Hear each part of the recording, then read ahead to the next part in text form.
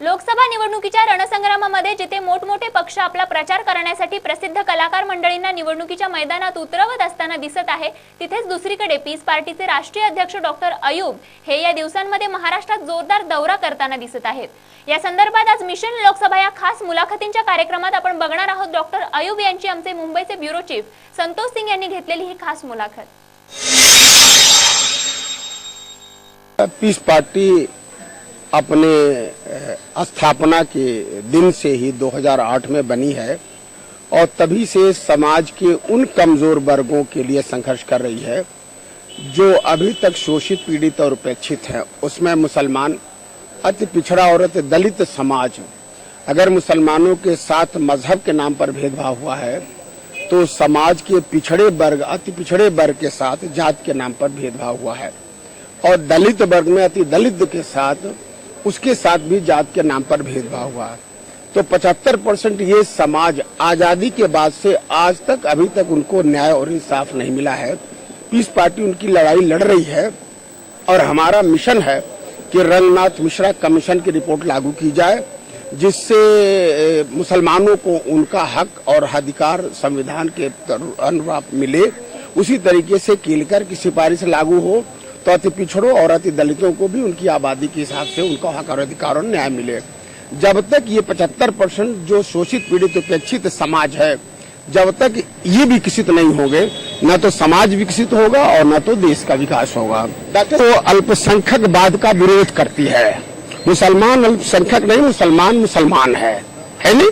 उसी तरीके से पीस पार्टी समाज के सभी कमजोर वर्गों के साथ, जिस तरह से एक हिंदू को, जिस तरह से एक पिछड़े को, जिस तरीके से एक दलित को, समाज के सभी वर्गों को सत्ता में आकर के न्याय दिलाने का और सरकार चलाने का अधिकार है, देश का विकास और समाज का विकास करने का अधिकार है, उसी तरीके से इस देश के सभी मुसलमानों को भी ये हक है कि समाज में अगर नाइंसाफी हो रही है, मजहब और जात के नाम पर भेदभाव हो रहा है, कहीं पर जुल्म और अत्याचार हो रहा है, तो मुसलमान आगे आवे और सत्ता में भागीदार होकर के या सत्ता हासिल करके सभी लोगों को इंसाफ दे।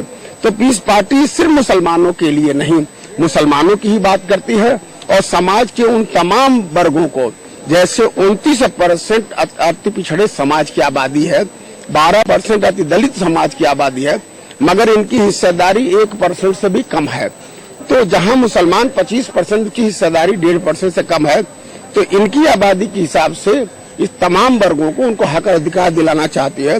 तो ये अल्पसंख्यक और बहुसंख्यकवाद का विरोध करती है पीस पार्टी। और पीस पार्टी भारतीय संस्कृति के हिसाब से मुसलमानों के जो जज्बात हैं, जो उनकी जरूरतें हैं, उसके जरूरतों के हिसाब से उनका विकास करना चाहती है, न कि धार्मिक भावना के आधार पर उनको अलग थलग करना चाहती है। विधानसभा चुनाव लड़ चुकी है पीस पार्टी। यहाँ पर पिछला नगर निकाय का चुनाव, सभासद का चुनाव भी लड़ चुकी है और हमें इस बार हम पहली बार लोकसभा का चुनाव लड़ रहे हैं।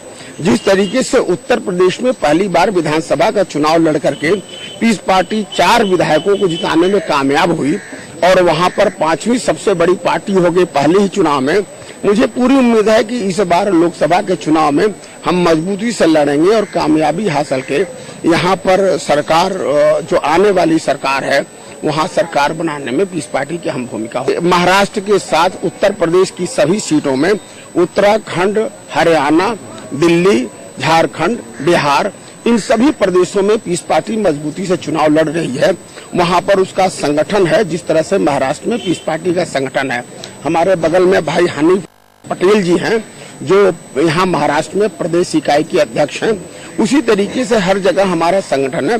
पीस पार्टी कम से कम 200, 545 सीटें लोकसभा की हैं, 200 सीटों पर चुनाव लड़ रही है और हमें उम्मीद है कि 10 से ज्यादा सीटें जीत करके पहली बार चुनाव लड़ करके हम आने वाली जो 2014 की सरकार है, मुझे उम्मीद है कि ये सरकार मिली जुली होगी और पीस पार्टी सरकार बनाने में अपनी महत्वपूर्ण भूमिका निभाएगी और सरकार का हिस्सेदार बनके समाज के जो कमजोर वर्ग हैं, मुसलमान, अति दलित, अति पिछड़े, जिनको अभी तक हक और इंसाफ आजादी के 67 सालों में नहीं मिला है, उन्हें हक और इंसाफ और उनका अधिकार दिलाने में कामयाब है। ये फैसला किया है कि पीस पार्टी किसी भी हालत में भाजपा के साथ, समाजवादी पार्टी के साथ और शिवसेना के साथ किसी भी हालत में चुनाव के पूर्व और चुनाव के बाद किसी तरीके का संबंध नहीं रखेगी, क्योंकि ये तीनों पार्टियां बिल्कुल एक ही तरीके का फिरका परस्त हैं और मुसलमानों के साथ साथ अति पिछड़े और अति दलित समाज की ये दुश्मन है।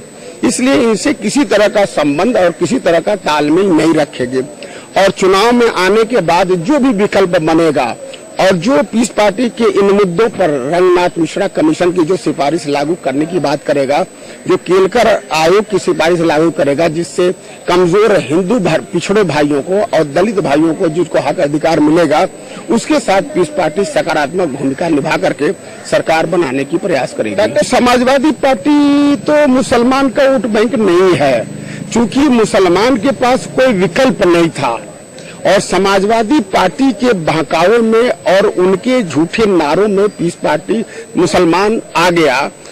सुप्रीम कोर्ट ने भी आज बता दिया है कि जो दंगा फसाद उत्तर प्रदेश में हुआ है वो कभी कहीं ऐसा नहीं हुआ है और समाजवादी पार्टी की संलिप्तता उसमें है। ये तो मैं ही नहीं कहता, विधानसभा के अंदर भी हमने कहा है कि ये दंगे फसाद चाहे मुजफ्फरनगर शामली का है या उत्तर प्रदेश में कहीं पर हो, समाजवादी पार्टी ने भाजपा से मिल करके कराए हैं, जिसमें मुसलमानों का सबसे ज्यादा नुकसान हुआ है। तो दंगे फसाद के नाम पर मुसलमानों पर सबसे ज्यादा जुल्म समाजवादी पार्टी ने किया है।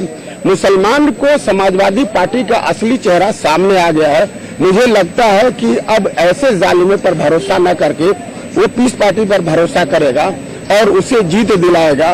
और चूंकि मुसलमानों की वोटों से ये सरकार बनती रही है, मुझे लगता है कि जल्दी ही इसमें विघटन होगा और जितने उसमें सक्रिय लोग हैं, ईमानदार लोग हैं, वो पीस पार्टी के साथ होंगे। उत्तर प्रदेश के साथ साथ जिले देश के अन्य प्रदेशों में वो 10 से ज्यादा सीटें जीतने की पहली बार चुनाव लड़के उम्मीद करती है और हम लगता है कि हम सकारात्मक सरकार बनाने में भूमिका निभाएंगे।